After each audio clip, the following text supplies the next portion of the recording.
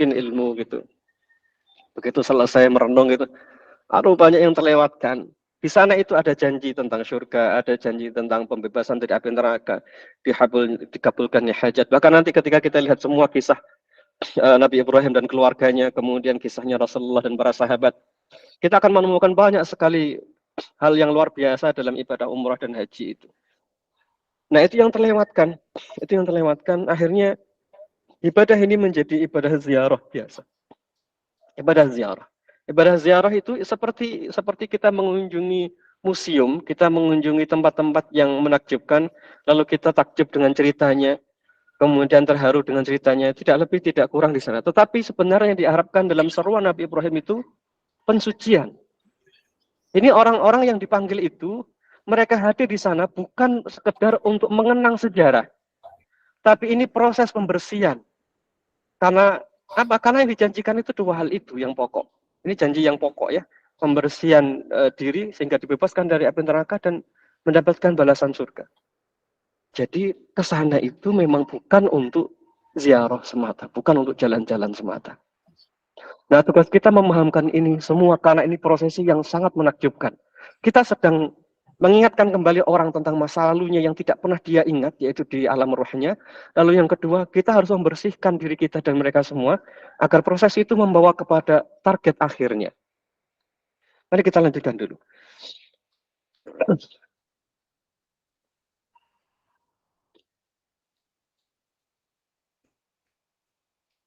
Nabi Shallallahu Alaihi Wasallam kemudian beliau menyampaikan dalam ini diriwayatkan oleh At-Tabrani, tidaklah seseorang mengucapkan talbiyah atau mengucapkan takbir, melainkan Allah akan janjikan kepadanya kebaikan. Kemudian Rasulullah ditanya, wahai Rasulullah, apakah yang dijanjikannya termasuk surga? Beliau kemudian menjawab, iya. Sekarang kita bisa paham kenapa hadis ini begitu redaksinya. Menjawab talbiyah itu salah satu balasannya adalah surga. Kenapa rentetannya ke sana? Karena seruan dari Nabi Ibrahim tadi. Orang yang datang ke Baitullah itu proses pensucian jiwa. Maka talbiyah itu bukan sekedar kalimat labbaik Allahumma labbaik dilantunkan, dinyanyikan, tidak sesederhana itu. Itu panggilan yang pernah kita ucapkan di alam ruh dulu. Itu panggilan yang pernah kita ucapkan. Dan kita ke sana dengan harapan yang besar, yaitu diselamatkan dari siksa api neraka. Tapi sekalian yang dirahmati Allah, ada beberapa tujuan yang kita inginkan memaknai umroh ini. Yang pertama, Nabi SAW menyebutkan dalam salah satu hadisnya ini perjalanan menuju Baitullah, kemudian ke Madinah, ke Masjid Nabawi, kemudian ke Masjid Al-Aqsa sebagai syaddur rihal. Perjalanan yang panjang, berat. Perjalanan panjang dan berat. Perjalanan yang jauh. Ini sifat dasar perjalanan ini. Ini sifat dasar perjalanan ini. Bahkan nanti ketika Nabi SAW ditanya oleh Ibunda Aisyah tentang umrah, beliau menjawab, kamu akan mendapatkan pahala sebagaimana kesulitan yang kamu dapatkan. Ini memang perjalanan yang berat. Jadi ini yang harus dibangun terlebih dahulu. Ini perjalanan yang penuh pengorbanan, bukan perjalanan wisata. Karena ini perjalanan yang berat, di dalamnya ada perjalanan fisik yang memang perlu disiapkan. Tetapi lebih dari itu, ini adalah perjalanan ruhani. Perjalanan yang pernah kita mulai dari sejak dulu kita di alam roh. Dan kita mulai sekarang. Ini perjalanan yang berat. Oleh karena itu suasananya memang suasana yang berat. Kita tidak ingin mengajari orang untuk senang-senang di umroh itu. Karena ini perjalanan yang sifatnya berat. Karena nanti tabiatnya, nanti Allah sebutkan di surah Al-Hajj ayat ke-28 ya. Di ayat ke-28. Mereka akan mendatangi Baitullah itu meskipun dengan berjalan kaki. Ibnu Abbas dan yang lainnya, mereka malah berusaha, tidak ada yang paling aku sukai untuk menempuh perjalanan yang berat kecuali menuju Baitullah. Dan beliau dan beberapa sahabat itu memilih untuk berjalan kaki menuju Baitullah. Kenapa? Karena ini memang perjalanan berat. Sifatnya itu memang sifat berat yang melingkupi dalam ibadah umrah ini. Kemudian yang kedua, nanti kita akan melihat umrah itu perjalanan yang penuh pengorbanan. Nanti kita akan lihat di sirah ya, nanti di sesi berikutnya insya Allah. Kemudian yang ketiga, umrah itu adalah proses penebusan atau pembersihan dari semua dosa-dosa kita. Alam berpikir kita bawa ke arah sana. Jangan sampai di dalam komunikasi itu nanti akan jalan-jalan ke sini, nanti akan jalan-jalan ke sana. Itu yang terlalu dominan kita bicarakan. Bukan ke sana. Kita sedang berjalan menuju penebusan dosa. Maka di sana pasti akan ada pengorbanan. Kita sedang berjalan ke sana untuk pembebasan dari api neraka. Ini bukan perjalanan senang-senang. Karena kita sedang menebus semua dosa kita, sedang membersihkan semua dosa-dosa kita. Sama seperti puasa Ramadan yang kita jalani sekarang. Ramadan itu bukan senang-senang. Dari awal kita puasa Ramadan, kita tahu saya ingin hapuskan semua dosa saya dengan puasa ini. Makanya kita menjalani dengan berat puasa di siang harinya. Malam bangun, baca Al-Quran, zikir, wirid. Itu semua kita lakukan karena kita menyadari kita memang sedang berproses membersihkan diri kita dari semua dosa. Yang berikutnya, kita mengharapkan umrah itu dan semua ibadah itu membawa kita pada surga. Itu yang paling pokok. Maka nanti semua hal yang tidak ada kaitannya dengan itu harus kita minimalisir. Karena itu bisa merusak keikhlasan, bisa merusak orientasi, bisa merusak kesungguhan. Ini hal yang sangat krusial. Khusyuk dalam sholat itu krusial. Makanya kita sekarang berusaha belajar untuk khusyuk. Padahal kita belum tahu ujungnya apa. Nah, umrah itu ujungnya telah dikabarkan oleh Allah SWT melalui penjelasan Nabi Ibrahim tadi. Ujungnya itu surga dan pembebasan dari api neraka. Clear, jelas ujungnya. Maka ini patut dijaga. Jadi pihak travel, kemudian kita semua yang mendampingi nanti, wajib menjaga agar tujuan itu tidak berubah.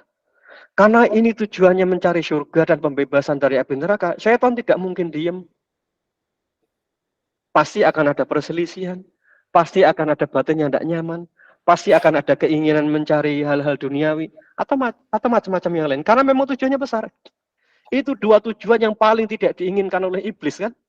Mencari surga dan terbebas dari api neraka. Itu dua hal yang paling tidak diinginkan oleh iblis. Maka pasti itu yang akan kita temui, yaitu ujian yang berat di dalamnya. Kemudian yang kelima, kalau kita lihat dalam sirah, nanti dalam surah Al-Fat misalnya, kita akan bahas nanti di sesi pertemuan berikutnya insya Allah. Allah berikan kemenangan. Surah Al-Fat itu kaitannya dengan umrah yang pertama. Surah Al-Fat itu kaitannya dengan umrah yang pertama. Walaupun umrahnya gagal. Allah berikan kabar gembira tentang kemenangan. Jadi maknanya Bapak Ibu sekalian, kalau orang itu berhasil menjalani proses umrahnya dengan baik, salah satu yang dia dapatkan itu kemenangan. Apa kemenangan itu? Terselamatkannya dari tipu daya syaitan. Kalau dia seorang laki-laki, dia bisa menjalankan amanah sebagai seorang laki-laki. Kalau dia seorang perempuan, seorang ibu, kemenangan seorang ibu itu apa? Mendidik anaknya, berbakti pada suaminya. Kemenangan seorang anak itu apa? Bisa berbakti pada orang tuanya.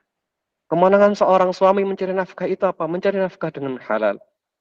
Jadi, kemenangan itu anugerah, rahmat, kebaikan.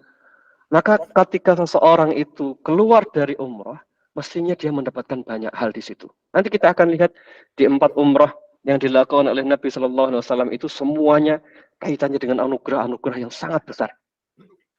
Kemudian yang berikutnya yang keenam, orang yang umrah itu akan mendapatkan proses perbaikan diri. Kenapa demikian? Nanti kita akan lihat kisah Nabi Ibrahim alaihissalam bersama keluarganya. Perbaikan diri, kemudian yang ketujuh terwujudnya hajat, yang kemudian yang kedelapan perubahan dalam jalan hidupnya. Teman-teman sekalian yang dirahmati Allah, salah satu tonggak terbesar yang menyebabkan cerita keluarga Nabi Ibrahim itu berubah itu pasca beliau menyeru manusia untuk datang ke Baitullah. Hidupnya betul-betul berubah. Saya share dulu ya. Bentar.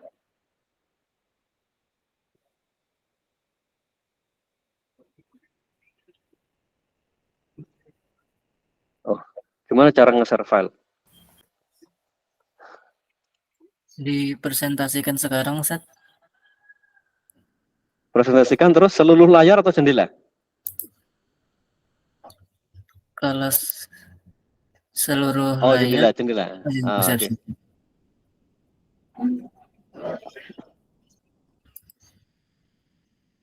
Kelihatan ya? Iya. Itulah memaknai umrah ada 8 poin itu. Kita bisa bayangkan semua teman-teman sekalian, para mitra dan kita semua ya. Seandainya jamaah itu datang umrah, hanya mendapatkan pembekalan manasik 2 jam. Terus apa yang bisa mereka dapatkan dari ke-8 poin itu? Apa enggak kita ini kasarnya itu, apa enggak dosa gitu ya? Ajak orang berangkat, tapi kita mengabaikan 8 poin itu. Perjalanan yang berat tidak difahami, pengorbanan tidak difahami dengan baik, proses penebusan dosa tidak difahami dengan baik. Kemudian, itu semua. Lalu apa tugas kita? Tugas kita adalah jamaah itu, kalau tugasnya travel sudah jelas ya, membawa jamaah ada di posisi di Mekah dan Madinah. Itu tugasnya travel.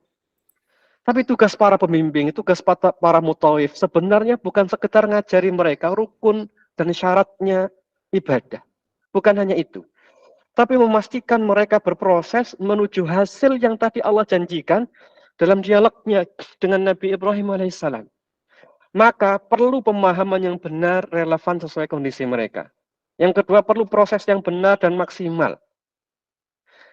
Yang ketiga adalah membimbing mereka untuk mencapai perubahan diri. Ini PR kita bersama, ada 3 poin ini. Itu sebabnya akhirnya nanti kita mewajibkan diri kita ini ada nanti Umi Desi dan yang lainnya, kita mewajibkan untuk melakukan konseling dan bimbingan sebelum mereka datang ke Makkah. Ini proses yang panjang.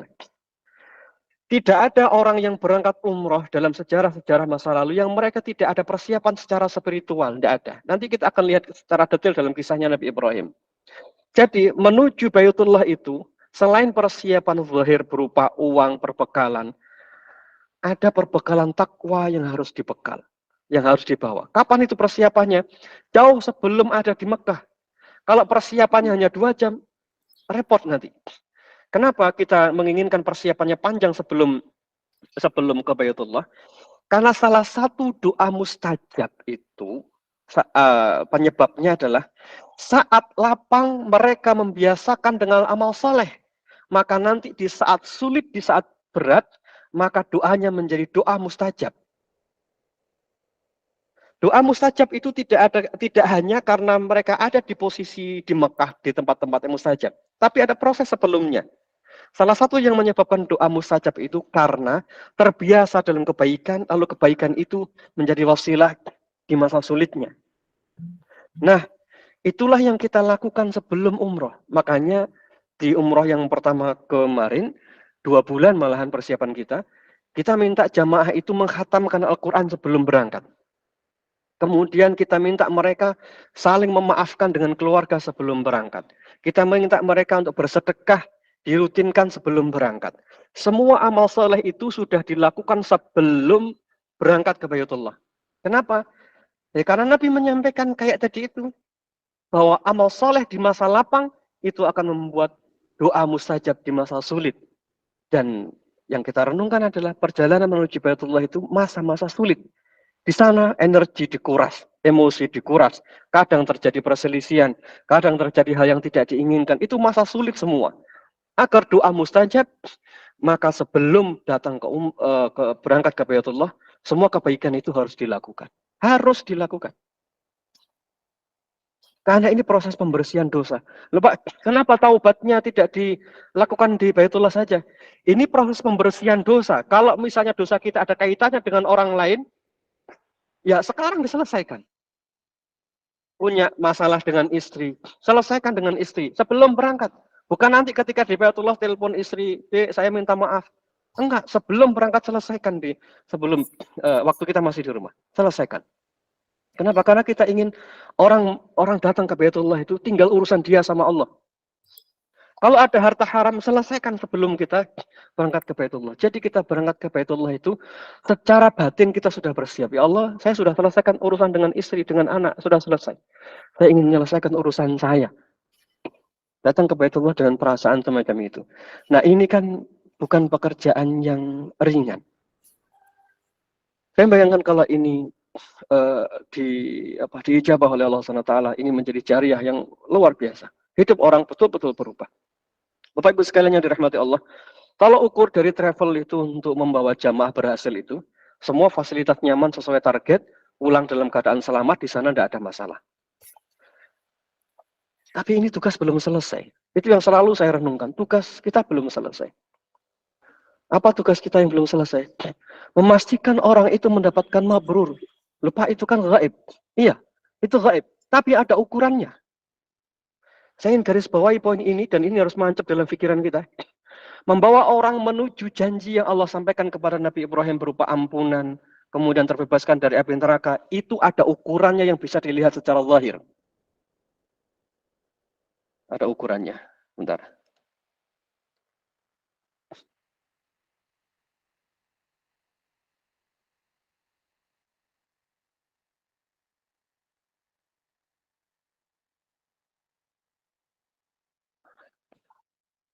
Kelihatan ya? Kelihatan Ustaz. Baik, sesungguhnya di antara alamat atau tanda diterimanya amal kebaikan adalah kebaikan selanjutnya. Di antara tanda diterimanya amal saleh di bulan Ramadan adalah, ini contoh Ramadan kata Syekh Saleh Fauzan, adalah dia akan menjadi lebih baik setelahnya. Karena kebaikan akan mengundang kebaikan. Amal saleh akan mengajak amal saleh. Jadi maknanya apa? Apakah kita bisa mengukur keberhasilan umroh yang kita rencanakan ini? Bisa. Baik travelnya maupun ibadah spiritualnya, ada ukurannya. Travelnya nanti ukurannya adalah semua proses berjalan dengan baik, semua aman, berjalan maksimal. Ukuran secara spiritualnya apa? Ini yang disebutkan oleh para ulama. Orang itu begitu pulang dari umroh, dia menemukan hal yang besar. Hidupnya berubah, lisannya berubah, perilakunya berubah. Dia lebih senang melakukan kebaikan.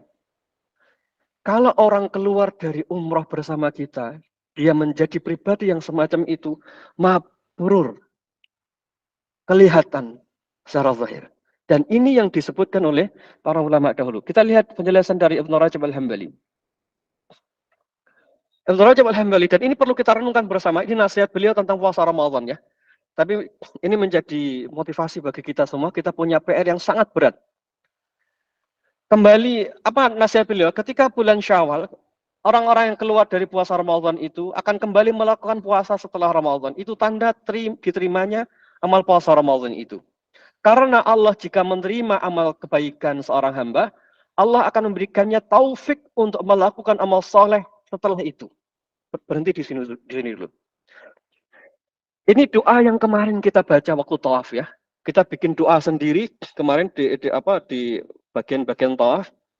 Kita minta kepada Allah agar kita diterima, agar tawaf itu diterima. Kita doakan orang-orang bersama kita diterima ibadahnya. Kemudian di ujungnya kita berdoa, Allahumma taqabbal minna. Ya Allah, terimalah apa yang kami lakukan semuanya ini. Kenapa itu kita inginkan dan kita lantunkan di tawaf terakhir? Karena itu menjadi ukuran. Apa ukurannya? Kalau seseorang itu diterima amalnya, Allah akan berikan taufik kepadanya untuk melakukan kebaikan. Kita tidak perlu membimbing lagi. Orang itu akan menemukan kebaikan. Dia akan ketemu dengan kebaikan. Orang itu senang dengan salat, senang dengan ibadah, senang dengan, pokoknya senang dengan kebaikan. Balasan dari kebaikan adalah kebaikan selanjutnya. Jadi kalau kita mau ngukur kita berhasil atau enggak, kita nanti harapan saya jamaah ini jangan dilepas ya. Jamaah ini jangan dilepas. Hadirkan di majelis taklim. Ada grup yang tetap harus dibina. Kenapa? Karena kita ingin melihat berhasil atau tidak proses pembinaan ini. Tanda berhasilnya ibadah selama 13 hari itu nanti adalah Allah berikan taufik kepada batinnya, dan tanda balasan teringan dari kebaikan itu adalah kebaikan itu akan menghasilkan kebaikan yang lain. Kita tidak perlu contohkan apa kebaikan itu. Nanti mereka akan temukan sendiri kebaikan yang harus mereka lakukan. Karena itu soal taufik Allah. Nah, ibadah dalam umrah itu tujuannya adalah menghadirkan taufik. Menghadirkan taufik. Coba bayangkan seandainya orang hadir di sana mendapatkan fasilitas yang tidak nyaman lalu berantem. Mengumpat-ngumpat, berselisih, ngerasani. Apa yang terjadi? Nah, ini PR kita semua menjaga hal itu. Baik, kemudian oleh karena itu kata Ibnu Rajab Al-Hambali, siapa yang melakukan kebaikan lantas diikuti dengan kebaikan selanjutnya, maka itu tanda amal kebaikan yang pertama diterima. Nah, kita lihat nih kebaikan-kebaikan kita, amal soleh kita. Diterima atau tidak, ya ukurannya hanya ini sederhana saja. Nah, ini yang jadi renungan kemudian, kata Ibnu Rajab Al-Hambali.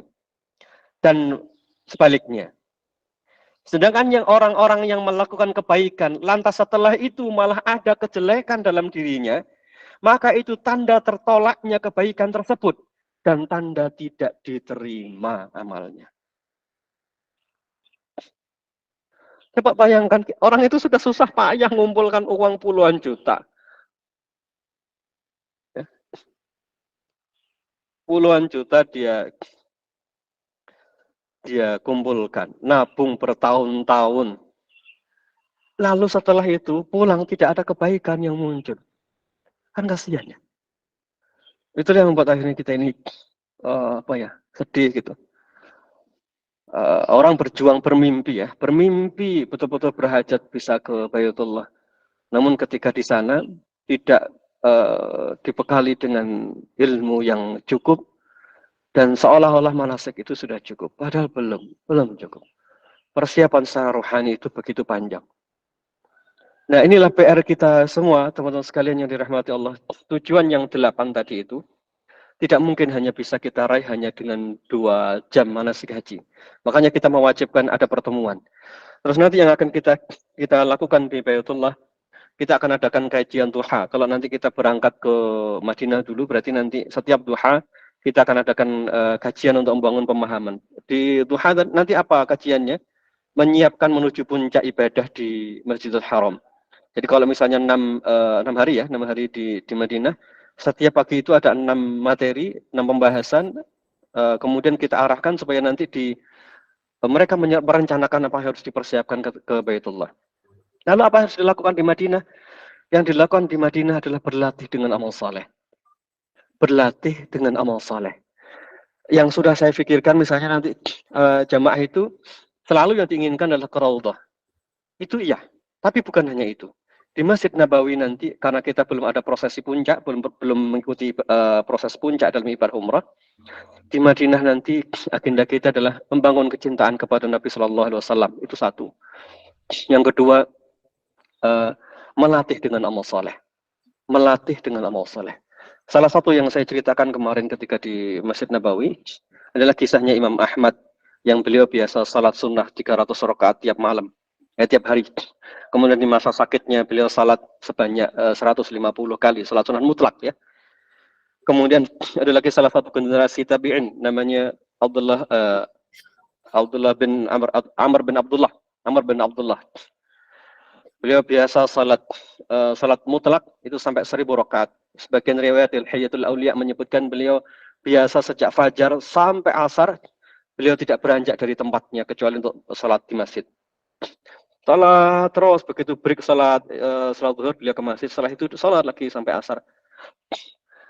Saya bayangkan nanti kalau kita biasa melatih itu, salat, kemudian boleh nanti tilawah, nanti kita bahas pelan-pelan program kita apa di sana. Yang jelas adalah kita mulai merencanakan, saya harus menguasai 1-2 amal soleh yang itu akan kita bawa sampai kematian kita.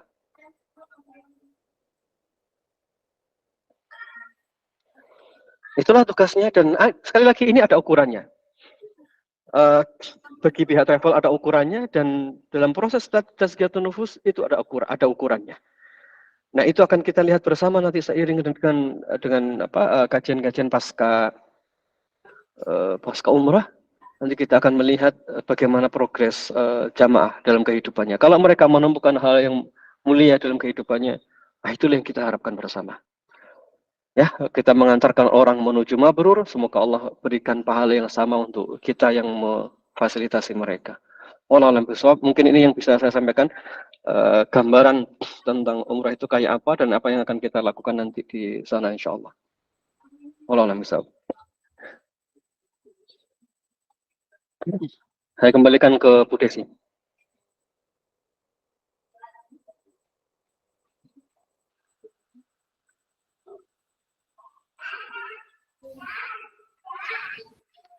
Alhamdulillah.